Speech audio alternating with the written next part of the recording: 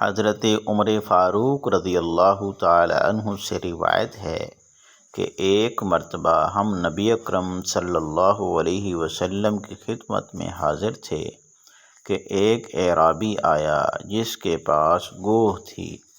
وہ کہنے لگا، مجھے لات و عزیٰ کی قسم، اے محمد صلی اللہ علیہ وسلم، میں تجھ پر ہرگز ایمان نہیں لاؤں گا جب تک کہ یہ گوہ تمہاری صداقت کی گواہی نہ دے۔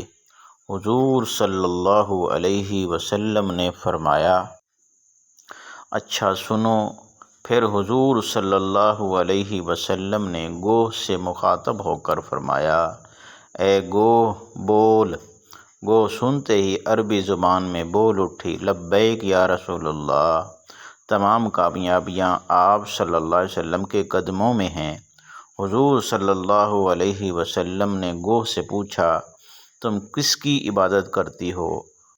گوہ نے فوراً جواب دیا، اس کی عبادت کرتی ہوں جس کا عرش آسمان میں ہے اور زمین میں جس کی حکومت ہے اور سمندر میں جس کا راستہ ہے اور جنت میں جس کی رحمت ہے اور دوزخ میں جس کا عذاب ہے۔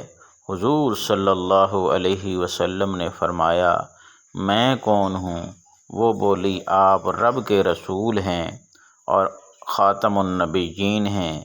جس نے آپ کو پہچان لیا وہ نجات پا گیا اور جس نے آپ کو نہ مانا وہ دونوں جہانوں میں نقصان پا گیا۔ اس اعرابی نے جب گوہ کی گواہی سنی تو فوراً نبی اکرم صلی اللہ علیہ وسلم پر ایمان لے آیا۔ حضور نبی اکرم صلی اللہ علیہ وسلم کی صداقت و عظمت کا اقرار اور آپ کے خاتم النبیین ہونے کا علم جانوروں کو بھی ہے۔